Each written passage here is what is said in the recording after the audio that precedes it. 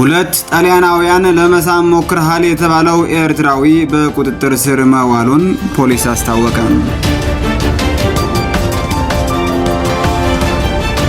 የትራምፕና ፑቲን አለመግባባት ዓለምን ወደ ከፋ ትርምስ ሊያስገባት እንደሚችል ተገለጸ። የትግራይ ጊዜያዊ አስተዳደር ፕሬዝዳንት አቶ ጌታቸው ረዳ ኋላ ቀር ቡድን ያሉትን በደብረጽዮን ገብረ ሚካኤል የሚመራውን ህወሓት የሰሊጥ ነጋዴ ሲሉ ከሰሱ። ሰላም ጤና ይስጥልኝ የተከበራችሁና የተወደዳችሁ ቤተሰቦች፣ ይህ ድምጸ ብዙሃን ሮራ ሚዲያ ነው። እንሆ የሰዓቱ አበይት ዜናዎች። በቅድሚያ ሁለት ጣሊያናውያን ለመሳም ሞክረዋል የተባለው ኤርትራዊ በቁጥጥር ስር መዋሉን ፖሊስ አስታወቀ። ላሚላኖ ጋዜጣ ዛሬ እንደዘገበው ይህ የ29 ዓመቱ ኤርትራዊ በሮም ከተማ በሁለት ሴቶች ላይ ይህንን ድርጊት በመፈጸሙ የወሲባዊ ጥቃት ክስ ተመስርቶበታል። በተጨማሪም በሁለቱም ላይ አካላዊ ጉዳት በማድረሱ ተጨማሪ ክስ እንደቀረበበት አስረድቷል። የሮም ከተማ አቃቤ ሕግ ለጋዜጣው እንደገለጸው ይህ ወጣት በቁጥጥር ስር የዋለው ትላንት ነው።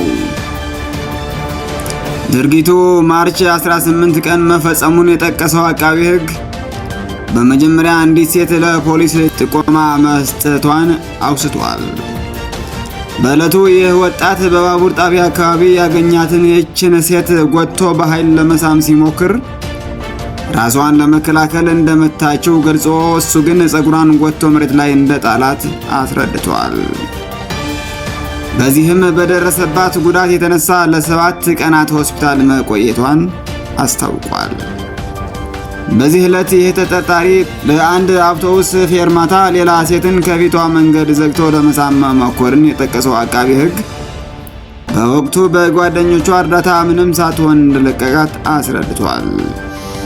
ወጣቱ ይህንን ድርጊት ከፈጸመ በኋላ ሩጦ ማምለጡን የጠቀሰው አቃቤ ሕግ በተደረገው ምርመራና የደህንነት ካሜራ ክትትል ትላንት በቁጥጥር ስር እንደዋለ ተገልጿል።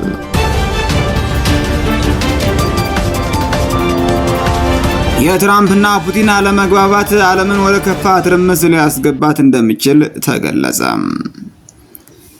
የአሜሪካው ፕሬዝዳንት ዶናልድ ትራምፕ ሩሲያ በዩክሬን ያለውን ደም አፋሳሽ ጦርነት በተኩስ አቁም ካልቋጨች በሞስኮ የነዳጅ ምርት ላይ የ28 በመቶ ታሪፍ እንደሚጥሉ ዝተዋል።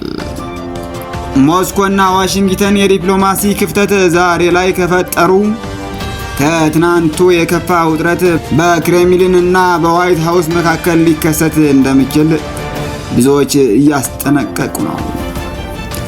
በፑቲን የተበሳጩት ትራምፕ ሞስኮ ተኩስ አቁምን ካልተስማማችበት በሩሲያ ነዳጅ ላይ ሁለተኛውን ማዕቀብ እንደሚጥሉ ከማሳወቃቸውም ባሻገር ሁሉም ወገኖች በሰላም ድርድር ሂደቱ ቁርጠኞች መሆን አለባቸው በሚል አሳስበዋል።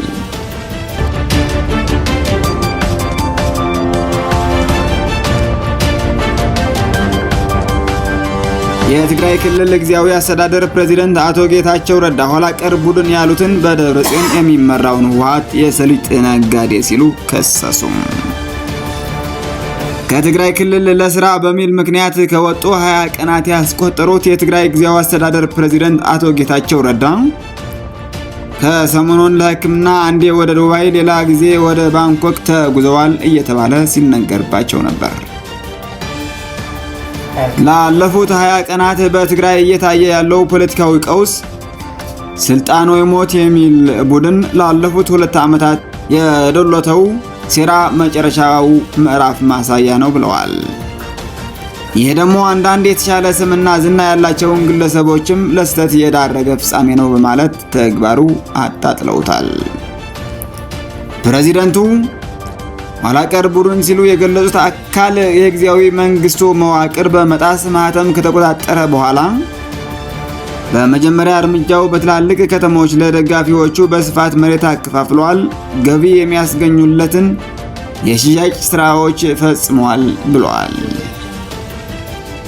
መሬት ከመሸጥና ከማከፋፈል አልፎ ተፈናቃዮችን ወደ ቀያቸው መመለስና ግዛታዊ አንድነት ማረጋገጥ ከመፈከር በዘለለ ጣጣው አይደለም ሲሉ ገልጸዋል። ኋላ ቀር ቡድን ሲሉ የገለጹት አካል ሁለተኛ ትኩረቱ ወደ ፌዴራል እየተመላለሰ የፕሬዝዳንት ስልጣን እንዲሰጠው መለመን ሆኗል ሲሉ አብራርተዋል። ቡድኑና አሽከሮቹ በህልምና በቀልባቸው የማይለቋቸው ሁለት አጀንዳዎች መሬትና ስልጣን ናቸው ሲሉም ገልጸዋል። ቡድኑ የሚያስተባብራቸው አካላት የተፈናቃዩ ተስፋና የወጣቱን ህልም በመቀማት ወደ ሁለተኛ ዙር ትርምስ ሊከቱ ታችና ላይ በማለት ስለሚገኙ ህዝቡ ኃይል ሊላቸው ይገባል ሲሉ አክለዋል። የትግራይ ጊዜያዊ አስተዳደር ፕሬዝዳንት አቶ ጌታቸው ረዳ በማህበራዊ ትስስር ገጻቸው ያጋሩትን ጠንከር ያለ ጽሑፍ ድል የህዝባችን ነው ሲሉ ቋጭተውታል።